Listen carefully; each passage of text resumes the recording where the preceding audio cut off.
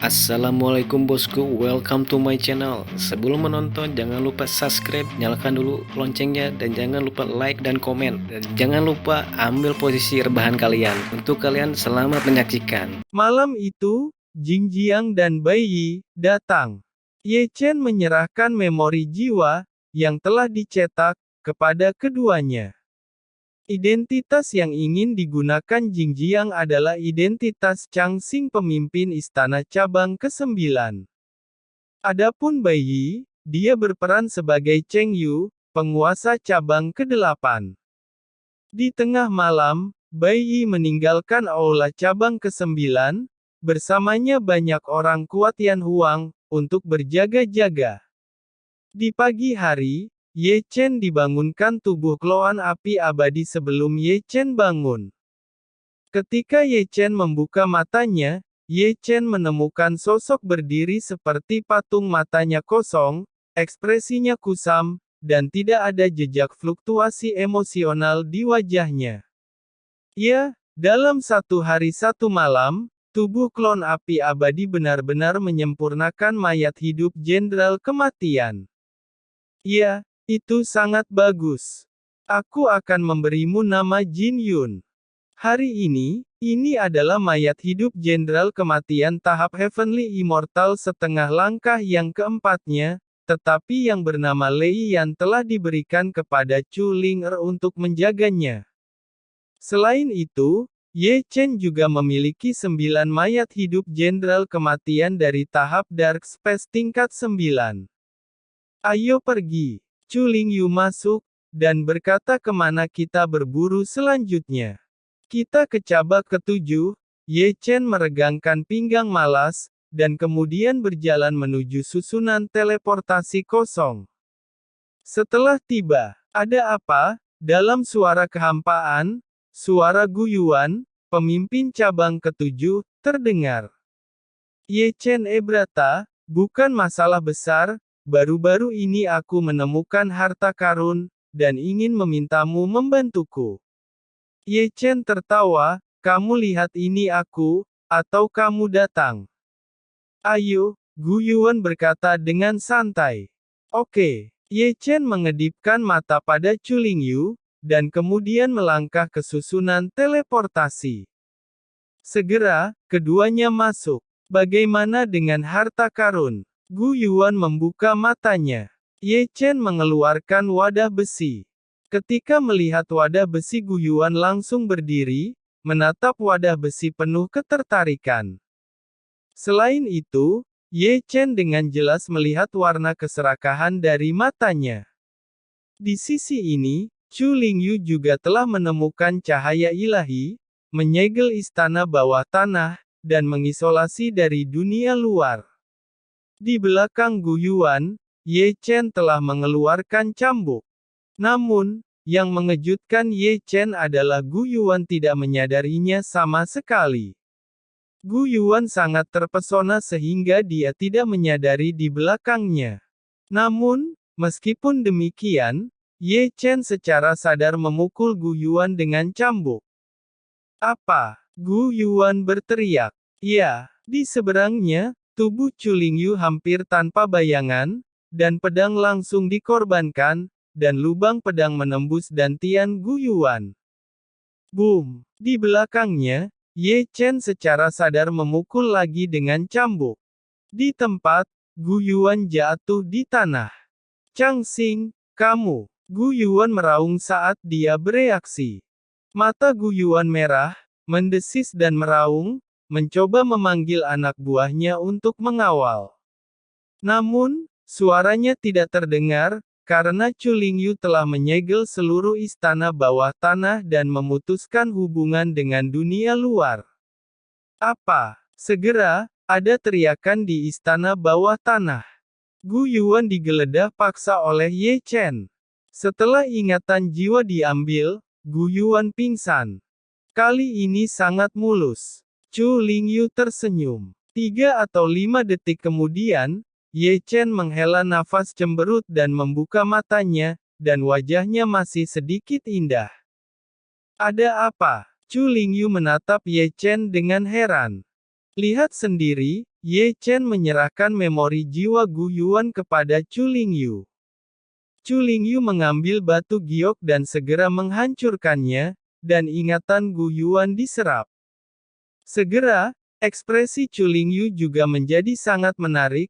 Gu Yuan adalah mata-mata dari Sekte Zhengyang. Ye Chen menghela nafas. Aku tidak tahu ekspresi apa yang akan dimiliki Zi Yinping ketika dia mengetahuinya.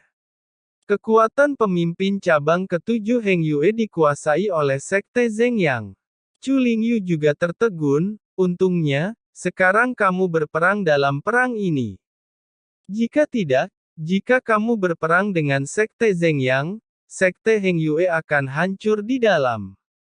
Ye Chen menyeringai dan berkata, kirim pesan ke sisi lain, tinggalkan orang-orang yang diperlukan, dan semua tahap Heavenly Immortal setengah langkah dari Yan Huang datang untuk membantu juga, bawa lebih banyak orang kuat Yan Huang, untuk menguasai cabang-cabang Heng Yue yang telah ditaklukkan. Dimengerti. Chu Lingyu mengangguk, dan kemudian memasuki susunan teleportasi kosong. Sebelum Chu Lingyu pergi, dia juga mengambil Gu Yuan yang pingsan. Di sini, Ye Chen juga telah menjadi penampilan Gu Yuan. Kakek naga, Ye Chen mulai memanggil kakek naga. Ada sesuatu untuk dikatakan, hari demi hari, itu tidak ada habisnya. Kakek naga belum bangun, dibangunkan oleh Ye Chen, sangat tidak senang, dia bahkan tidak membuka kelopak matanya. Apakah kakek tahu jurus rahasia anti pencarian jiwa? Kakek naga berkata, pencarian anti jiwa. Apa maksudmu? Ye Chen menjelaskan, itu berarti jurus rahasia bahwa orang lain ingin mencari ingatan jiwamu untuk mencegah orang lain mencari jiwa. Ye Chen berkata, ada situasi di sini. Kami membutuhkan banyak orang untuk bermain dengan Sekte Zhengyang. Pasti akan ada lebih banyak orang. Lebih baik berhati-hati, untuk berjaga-jaga. Kakek naga berkata, jiwa terlarang, jiwa yang bingung, yang mana yang kamu inginkan? Apakah ada perbedaan antara keduanya? Ye Chen bertanya dengan rasa ingin tahu. Tentu saja ada perbedaan. Kakek naga menjelaskan, yang disebut pelarangan jiwa adalah melarang jiwamu sendiri. Begitu seseorang memulai pencarian jiwa, larangan ini akan terbuka untuk menghentikan orang lain mencarinya, yang disebut jiwa membingungkan, seperti namanya, membingungkan. Artinya, kamu bisa memalsukan memori jiwa. Jika seseorang mencari jiwa, memori jiwa adalah apa yang kamu palsukan. Jadi, kamu mengerti. Ye Chen menyentuh dagunya. Setelah 2 atau 3 detik, dia tidak bisa menahan senyum, beri aku keduanya. Aku tahu kamu akan mengatakan itu. Kakek naga melirik 9 avatar Ye Chen, siap menerimanya. Baik. Segera, 2 jurus misteri diberikan pada Ye Chen. Segera, Ye Chen duduk di tanah bersila, dan kemudian menyadari ketenangan dan ketenangan. Setelah setengah jam, Ye Chen perlahan membuka matanya, dan masih ada kejutan di matanya. Dari 2 jurus rahasia ini, dia memiliki pemahaman yang lebih dalam tentang misteri jiwa, dan mendekati arti sebenarnya dari kebenaran selangkah demi selangkah. Segera, Ye Chen menjalankan larangan rahasia. Ye Chen dapat dengan jelas merasakan bahwa ada kekuatan misterius yang terintegrasi ke dalam jiwa, dan kekuatan misterius ini adalah jenis kekuatan yang mencegah orang lain mencari jiwa. Begitu orang lain mulai mencari jiwa, mereka akan menyegel ingatan jiwa sendiri. Ini sangat bagus. Ye Chen menyeringai, dan kemudian mengoperasikan misteri jiwa untuk menyembunyikan ingatan Gu Yuan. Jika seseorang mencari jiwa, itu akan menjadi ingatan Gu Yuan. Tuan Gu, Putri Suci ada di sini. Ye Chen hendak berbicara, dan sebuah suara datang dari luar, dan memanggil Ye Chen. Tak perlu dikatakan, orang itu berasal dari Sekte Zhengyang. Putri Suci, apakah Jining Suang? Ye Chen tidak bisa membantu tetapi mengangkat alisnya. Bukankah Putri Suci di Sekte Zhengyang adalah Jining Suang? Ye Chen buru-buru mengakhiri percakapannya dengan kakek naga, lalu berbalik dan melompat. Segera, sosok berjalan di luar aula, sangat cepat, sampai memasuki istana bawah tanah, yang menunjukkan bentuk aslinya. Melihat pakaian Jining Suang, Ye Chen tahu, karena Jining Suang berpenampilan seperti pria. Meski begitu, temperamennya masih transenden, dia sangat anggun. Berpikir sendiri, Ye Chen telah mengambil langkah maju, dan membungkukkan tangan. Ya, sebagai pemimpin cabang ke-7 Heng Yue, Ye Chen masih harus memberi hormat kepada Jining Suang. Jika menyangkut status, Putri Suci statusnya lebih tinggi. Oleh karena itu, Ye Chen, yang sedang menyamar sebagai guyuan pemimpin cabang ke-7 Heng Yue masih harus memberi hormat saat bertemu, karena Putri Suci di masa depan akan menjadi pemimpin Sekte Zhengyang. Ye Chen menatap Jining Suang sambil tersenyum dan bertanya, "Ada apa Putri Suci kemari?" "Bantu aku memeriksa seseorang." Jining Suang berkata dengan acuh tak acuh, ekspresinya bahkan lebih acuh tak acuh, dan tidak ada riak emosi di matanya yang indah, seolah-olah gangguan di dunia ini tidak ada hubungannya dengan dia. "Periksa seseorang." Ye Chen tertegun dan bertanya ragu-ragu, "Periksa siapa?" "Qin Yu sang pembunuh dewa." Jining Suang mengucapkan kata-kata ini dengan lembut. Mendengar kata Qin Yu, Ye Chen tidak bisa menahan alisnya. Ye Chen tidak pernah berpikir bahwa Jining Suang datang jauh-jauh untuk mencari tahu apa yang dimainkan Qin Yu. Kedengarannya aneh baginya. Setelah menerima pikirannya, Ye Chen menatap Jining Suang dengan ragu. Jining Suang berkata, "Aku tidak ingin membuat jaringan informasi khawatir." Jining Suang berbisik, "Kamu harus menyelidiki ini secara diam-diam. Asal-usul Qin Yu, jumlah gerakan, dan segala sesuatu yang berhubungan dengannya semuanya jelas. Ingat, apapun yang terjadi, Anda hanya perlu memberikan informasi tentang Qin Yu padaku, jangan memberi informasi kepada Sekte Zhengyang." Oke. Ye Chen mengangguk, merasa Jining Suang agak tidak normal, bahkan jika diperiksa, itu tidak harus begitu misterius. Namun, jika Ye Chen memberitahu Jining Suang bahwa orang di depannya bukan guyuan, apakah Jining Suang akan terkejut? Jika memberitahu dia, ekspresi seperti apa yang akan disamarkan guyuan sebagai Ye Chen, jika dia memberitahu Qin Yu yang misterius, yang akan diselidiki, ada di depannya saat ini, bertanya-tanya apakah Jining Suang akan terkejut di sana. Tentu saja, Ye Chen tidak akan bodoh. Selain itu, Ye Chen memikirkan hal lain sekarang, dan itu adalah apakah akan mengakhiri Jining Suang di sini. Ye Chen tahu betul bahwa tidak akan lama Sekte Zhengyang akan berperang dengan Sekte Heng Yue, dan dalam waktu dekat pasti akan memiliki pertempuran besar. Dalam hal ini, apakah Ye Chen ingin menghancurkan Jining Suang sekarang? Situasi hari ini sama dengan di cabang ke-9 Heng Yue malam itu. Jika didasarkan pada kebencian, Ye Chen dan Jining Suang tidak memiliki kebencian, tetapi jika mereka didasarkan pada sudut pandang mereka bermusuhan dan mereka akan bertemu di medan perang di masa depan. Ye Chen tahu bahwa kekuatan dan potensi Jining Suang akan menjadi musuh di masa depan. Mungkin orang-orang Sekte Heng Yue akan mati di tangannya.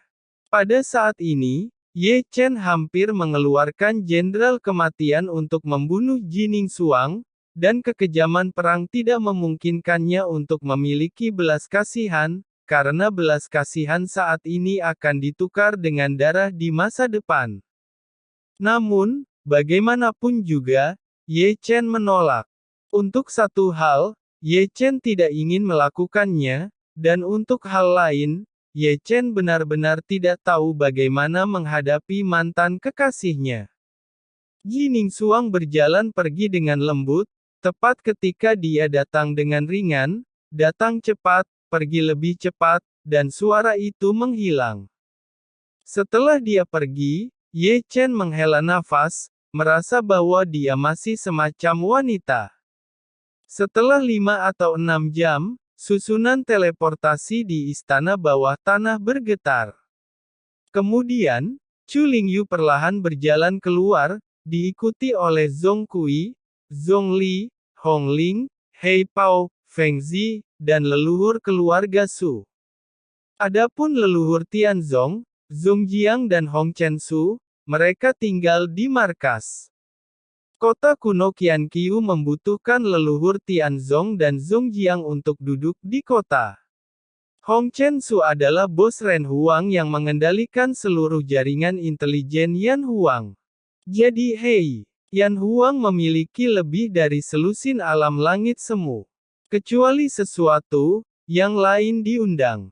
Ye Chen melemparkan 3 permata giok di atasnya, dan jejak di dalamnya adalah jurus rahasia menyembunyikan jiwa, jiwa terlarang, dan membingungkan jiwa yang semuanya dicetak sebelumnya.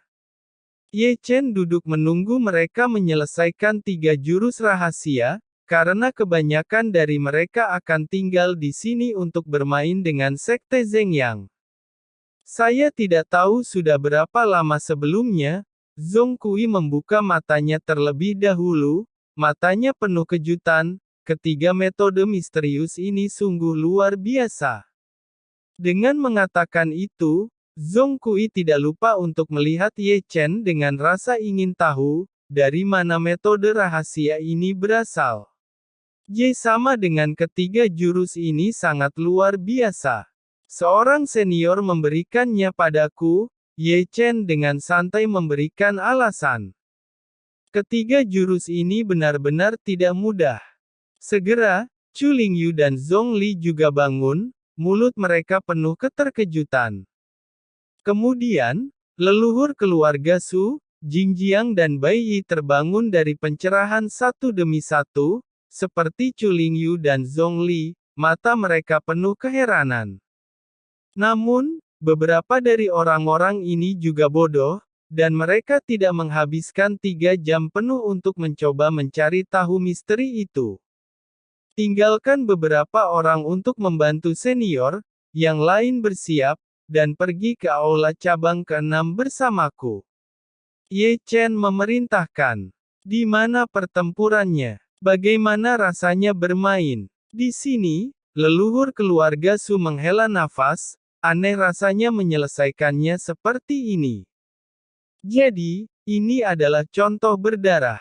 Zhong Li membekukan janggutnya. Aku telah menjadi penguasa di Huang, jika seseorang melakukan trik ini seperti Ye Chen menipu dan mengalahkan para pemimpin cabang, ini benar-benar tidak menyenangkan.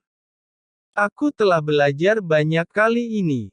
Zhong Li bergumam. Saudara Tusen, di sini, Ye Chen memanggil lagi di depan suara kekosongan, dan menggunakan identitas Gua Yu dan suara itu juga diberikan kepada pemimpin cabang ke-6, Tusen.